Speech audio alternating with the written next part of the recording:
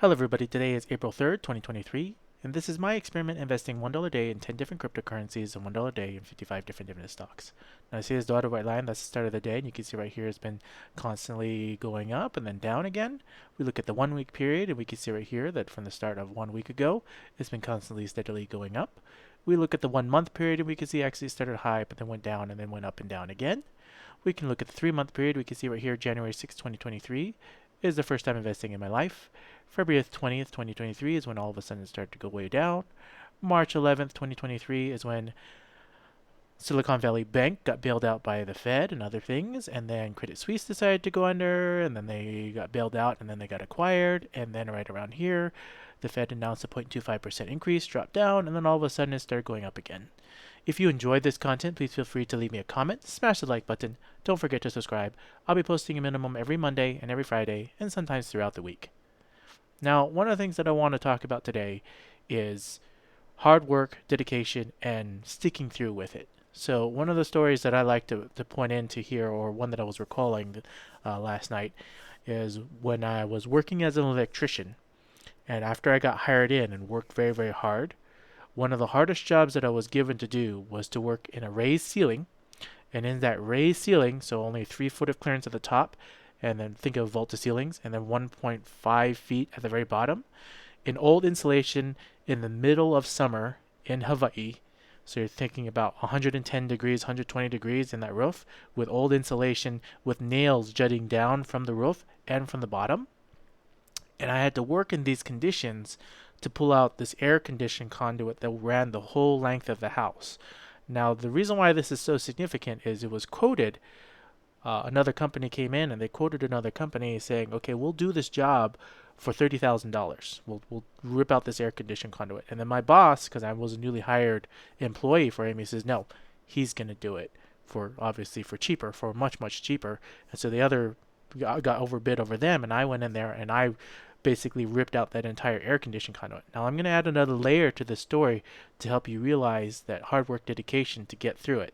So at the time, I had bought a little moped, a little motorcycle, and I drive from one side of the island to the other side of the island. Now I was always told to drive on the side because mopeds in Hawaii, you're not supposed to go beyond 35 miles per hour. And so if you're going on the highway, which is the Liki Liki Highway, you're going up the Liki Liki Highway, you're not supposed to drive in the middle of the road because they're going 45, 60 miles per hour going up on a hill. When I was driving, I went in and I was driving on the side, and the road decided to split in the side because it's going up a mountain, Liki Liki, and my tire got stuck in it, and I flipped going 45 miles per hour. I was on a modified moped at the time, and I flipped and I landed right into the middle of the road. Almost got myself ran over by another car back sweeping. I busted up my right shoulder, busted up my left knee, and I definitely broke some ribs. But that very next day, I had to go in and work. And I'm working in these conditions, right? 3 foot clearance at the top, 1.5 feet clearance at the bottom on a raised ceiling, really old insulation. When I say old insulation, it's old fiberglass insulation. So really itchy. 110 degrees, super hot. I'm in there with a sawzall or hammer, whatever I was using at the time, and ripping out this air conditioning conduit. Now, there's never been a time more in my life where I hated but loved my job at the same time. Hated the conditions, hated it so much where I'd come home and to get the fiberglass off me, I'd take a freezing cold shower and I would get duct tape and put duct tape all over my body to try to get rid of the fiberglass and the itchiness on me because it was so caked on, it was so horrible. But the reason why this is such a significant story for me in this is these are hard times, right? And I never felt so much of an accomplishment after ripping that all out for a job that normally takes a crew of 8 people to do. I did it all by myself in 2 weeks with a broken rib, a bust up right shoulder, a bust up left knee. And I went to work and I worked, it was 10-hour days, and I was in the super hot, horrible, horrible conditions. I got poked from nails from the top, nails from the bottom. I got beat up the whole time, but I did the entire job by myself and accomplished it. And after that, my boss gave me a raise because I had did a job that took an 8-man crew, and I did it in a minimum amount of time, less than 2 weeks with one person, and I accomplished it, and I felt huge accomplishment. But at the time, it was horrible. And that's the same concept here for the stock market. Horrible, horrible times are around you. But if you stick with it, if you do a good job, eventually you'll see the light of the tunnel. And he kept me on, and I kept working, and I accomplished and I did great works with that company. It was a very, very, I felt amazing after doing it, because like, oh, I did all this all by myself, which normally took 8 people to do this single job, and it would have took them a whole month or longer to do it. But I had gone in there because I was the smallest guy, and the smallest guy could fit in the smallest places to get the whole thing ripped out. But I'm not gonna lie, those conditions to doing it was horrible conditions. If you know what I'm talking about with old insulation fiberglass, and it's such heat, hot, where you're sweating and all your pores are open, and the fiberglass is getting in you, and you have, it's a really, really not a situation that a lot of people like to be in. But doing it was a huge accomplishment, and that is just one story. Now, another story I like to also bring up too is when my boss was having me actually put in an electrical box and putting in all these different receptacles and bending pipes to get them out.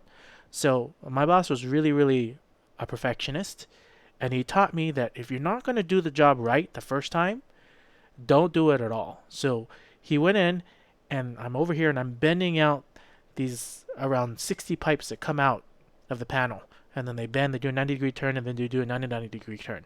And he expects them to be absolutely perfect and have exact 90-degree turns. So my first attempt doing it, I did it, and I knew it didn't look perfect, and he told me, nope, rip it out and redo it. I was so mad at myself, I had to redo it again and again. So I ripped them all out, and I did it again. And he said, nope, it's not perfect, do it again. And I'm all thinking to myself, he's literally making me spend all this time, a whole week, to put in all these pipes and do it. But he taught me a very, very important lesson. If you're not going to do it right the first time, don't do it at all. And it really was, in his mind, he was thinking, if he can't do it on this third attempt, he's not for this company. They had to do it absolutely perfect, had to do it to perfection. They all had to come 90 degrees out and then a 90-degree turn. And it's hard to imagine if you think it, but if you look at an electrical panel and you're looking at commercial work, because I was doing commercial electrician work, it had to be perfect. Otherwise, everything else didn't sync with it. The plumbing pipes had to go in, the electrical pipes had to go in. Everything had to be perfect and had the perfect spacing because you had to be within electrical code. I did eventually get it after my third try, but that was a very good lesson that I learned from him. That if you're going to do a job, do it well and do it good, and also work hard, right? He gave me the opportunity, he gave me the chance to keep trying and keep going, and that was a very key factor, turning point for me in my life lessons as working as an electrician for him. And he taught me many, many, many more lessons as I worked for that particular electrician. Because if you look at a lot of different trades, and you look at a lot of different places, some people will just go in and they just do the job and they're just like, okay, I'm done, I got my paycheck. But if you had a real passion and a real love for what you did, which is what I really believe my old boss was, is he really had a passion for being an electrician. He was a 5th generation electrician basically, and he would just go through, and he really had a passion for, had to do it good, had to do it right. And once he did do it, and once you do it right, it lasts for decades, right? It's not going to just be something you put in and it just gets thrown away. Because in Hawaii, you have to realize that everything is covered in salt water, in salt. And so everything had to be in stainless steel. Everything had to be in either PVC pipe or other type of things that were being put in. Because if you put in galvanized steel or other type of steel in Hawaii, the minute you put in galvanized steel, it starts to rust. Like literally, even stainless steel that we were putting in was rusting. Like, can you imagine stainless steel rusting? Well, it happens in Hawaii because it's 100% salt water. You're surrounded by an ocean. And so it's really important to understand that start something, start a goal, start a plan, which I'm going to relate it to here is have a plan. And my plan is to make it as good as I can and then accomplish it and stick with it. Hard work pays off if you stick with it and keep trying. Now, yes, just like any emotional, when I was doing inside the roof and that raised ceiling, I totally hated my job at the time for just those minutes. But I knew that there was a goal at the end. And then when I accomplished it and got everything ripped out, it was a very, very accomplishment. It felt huge. And so I see the light of the tunnel here as well. The same thing here applies to my stocks and my dividend stocks. If you come over here and you look at my history and you look at dividend stocks right here, my dividend stocks are paying me out. And once I actually get my month of March, I believe I already did the calculation just by eyeballing it and adding all the numbers together. It's about $9 that I got in dividend stocks from the month of March. And then I divided it by the amount of days per the month of March. And I was getting around 29 cents per day, dividing the amount of days, and that's not bad. And so on average, if April performs the same way, it may or may not, right? I'll do the averages at that time and see how much money I'm actually getting paid with dividend stocks. And so that's the light of the tunnel, because I'm looking at it for the long term, my retirement plan, right? Getting close to basically my 40s. Soon I'll be in my 60s. And in my 60s, when I'm retired, I have to think about what is going to be my income when I'm retired, right? Social Security, a lot of people, and I mentioned this in some of my other videos, but I'll mention it again here. If you're getting close to retirement age, you have to understand that Social Security counts as your income. And because it counts as your income, it can be taxed when you get to retirement age. And dividend payments also count as income as you're getting paid. But the laws that are written for dividend stocks as of right now, is you can make up to $80,000 in dividend payments. And if that's your only income, you're not making any income for like Social Security or anything else, $80,000 doesn't have to be taxed. It's not taxable. So if I can make and eventually get to when I am close to my retirement age, or when I do decide to retire, if I'm getting $80,000 in dividend payments alone, you have to realize that that's a decent sum amount of money to live off of, and to just be in a way free and financially free, having a passive income. Because if you think of it this way, right? If you're working for a boss, or you're getting a paycheck, maybe you're an entrepreneur, maybe you're something else, right? You have a different way of making money. But if you're working for a boss and you get your W-2, the state and the Fed are taking taxes from your income every single time that you get a paycheck. But dividend payments, dividend stocks, they don't. Right? If you don't have to pay taxes up to $80,000, that's far more income than if you're getting taxed. Because if they're taking who knows how much out of your paycheck, depending on how much you get paid, everybody gets paid differently, right? So you have to think of it, $80,000, no tax. So you're getting directly into your pocket. That's far more than you working for a boss and getting paid. Now, it takes a long time to rev it up, right? It takes a long time to get dividend payments, because even when I first started back in January, I didn't see any payments in January. In fact, when I even saw payments in February, I'm looking at these pennies and I'm thinking, is this really worth it? But then when I saw the month of March coming in and I started seeing these other larger payments coming in, I was like, okay, so it's starting to grow, it's starting to become better. And then as I'm sticking with it, I can see that, okay, this plan is working. And all I'm doing is just $1 a day, right? I'm just doing $1 a day here. Let me show you what I'm doing right here. So view my recurring investments. I'm doing $1 a day in each of 55 different dividend stocks, and $1 a day in each of 10 different cryptocurrencies. I was like, oh, why are you doing cryptocurrencies? Well, cryptocurrencies are just a new investment, and yes, it's higher risk, but I'm willing to accept those risks because I was reading this article online where if you invested just $1 a day in Bitcoin 9 years ago, it was something like you'd have $18 million. But if you did it 5 years ago, you'd have like $1 million or something dollars. But if you did it only like a year or 2 years ago, it would be like $300. But $300 when you're only putting $1 a day in every single day can grow significantly. And who knows what any of these other companies will do. Now, yeah, there's a lot of controversy around, maybe they're going to go, maybe they're not going to go. But honestly, just looking at it, I'm only putting $1 a day in Bitcoin, and it's up this amount of money. Like even if I'd make a profit for just $1 a day. But that's not my main goal. My main goal, main strategy is to hold on to it for a long term. So when you really think about it, I'm trying to remind people here, if maybe you watch my other videos, or maybe you're new to this channel or new to my videos and seeing it. So what my plan is, I plan trying to be an investor, and I'm not trying to be a day trader. A day trader is someone that buys and sells in less than a year, right? If you buy Bitcoin now and then sell in less than a year, so you sell in a month or a couple days, That's a day trader. They get taxed as normal income. Where if you hold on to your assets and buy your stocks or your cryptocurrency or whatever you're buying, and you hold on to it for at least a year from the time that you first bought it, that's an investor. You get taxed differently. So investors and day traders are very different. And I'm trying to be an investor and save for the long term. And then when the money does go up, if it does go up, maybe it'll be down, maybe I lose it all.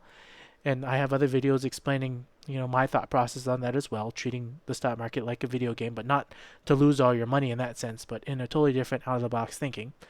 But in this sense, take that money that is cryptocurrency and reinvest it back into dividend stocks. My long-term goal is to just be holding dividend stocks that are valued companies, valued friends. I mentioned this in my other videos as well, that you're going to stick with for the long term and that you see growing or exponentially growing and paying you out those dividend stocks, dividend payments. So as long as I'm getting paid dividends, I see myself sticking in for the long haul.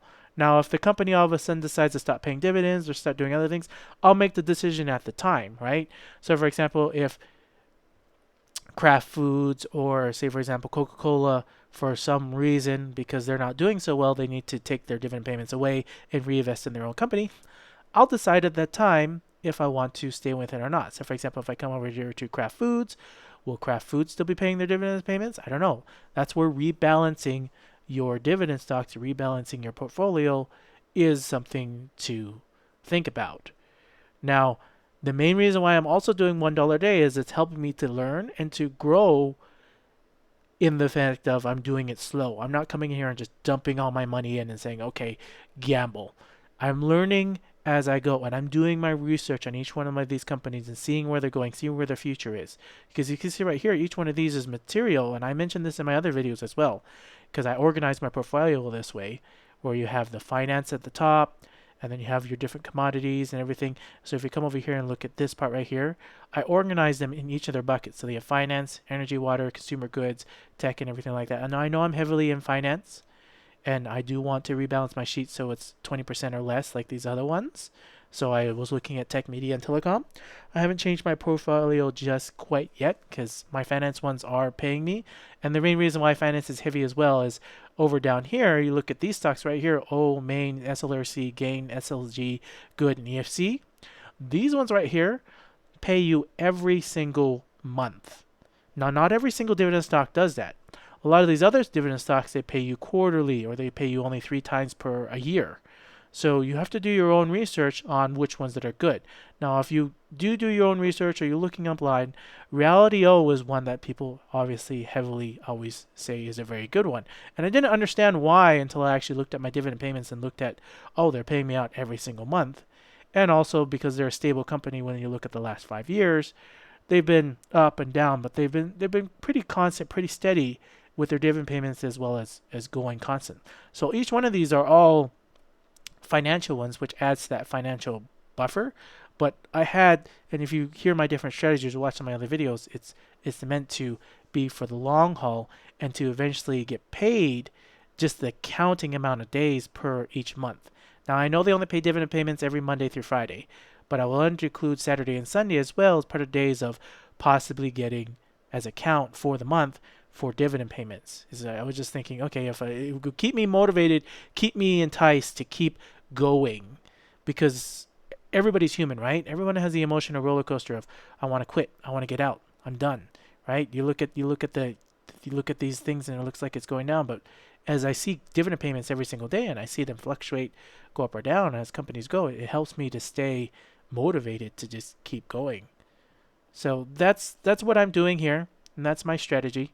If you enjoyed this content, if you stayed here this long, thank you so much for supporting me. Please feel free to leave a comment. If you like this content, feel free to click on the like button.